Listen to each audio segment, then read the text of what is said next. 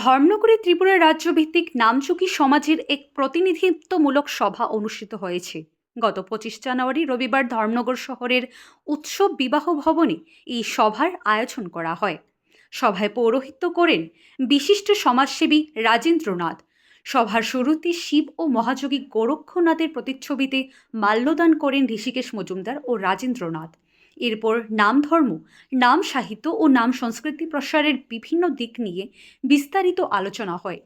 দীর্ঘ আলোচনার পর সভায় সর্বসম্মতিক্রমে সিদ্ধান্ত নেওয়া হয় আগামী মার্চ মাসে ধর্মনগর শহরে ত্রিপুরা রাজ্যভিত্তিক নাম সাহিত্য ও সংস্কৃতি সম্মেলন আয়োজন করা হবে।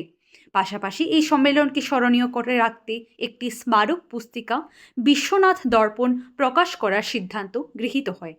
সভায় নামযোগী সমাজের সার্বিক উন্নয়ন ও ন্যায্য অধিকার আদায়ের লক্ষ্যে একাধিক গুরুত্বপূর্ণ দাবি উত্থাপন করা হয়। দাবিগুলির মধ্যে উল্লেখযোগ্য হল মহাযোগী গোরক্ষনাথের আবির্ভাব তিথি উপলক্ষে কেন্দ্র ও রাজ্য সরকারের পক্ষ থেকে সরকারি ছুটি ঘোষণা, নাথযোগী সম্প্রদায়ের মৃতদেহ সৎকারের জন্য প্রতিটি পঞ্চায়েতে উপযুক্ত জমির ব্যবস্থা, বিভিন্ন উচ্চশিক্ষা প্রতিষ্ঠানে ভর্তির সময় নাথযোগী ছাত্রছাত্রীদের জন্য আসন সংরক্ষণ, কেন্দ্র ও রাজ্য সরকার দ্বারা গঠিত বিভিন্ন বোর্ড ও কমিটিতে নাথযোগী সম্প্রদায়ের চেয়ারম্যান ও ভাইস চেয়ারম্যান নিয়োগ।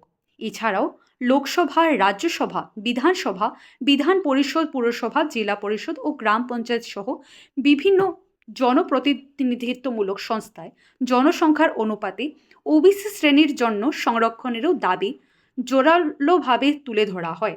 সভায় উপস্থিত বক্তারা বলেন, দীর্ঘদিন ধরে নাথযোগী সমাজ বঞ্চিত হয়ে আসছে। সমাজের ন্যায্য অধিকারে ও সাংস্কৃতিক পরিচিতি রক্ষার স্বার্থে ঐক্যবদ্ধ আন্দোলনের প্রয়োজন রয়েছে। উল্লেখ্য, এই অনুষ্ঠানে আহ্বায়কের দায়িত্বে রয়েছেন প্রণয় নাথ। সভা শেষে আগামী দিনে বৃহত্তর আন্দোলনের রূপরেখা নিয়েও আলোচনা হয়।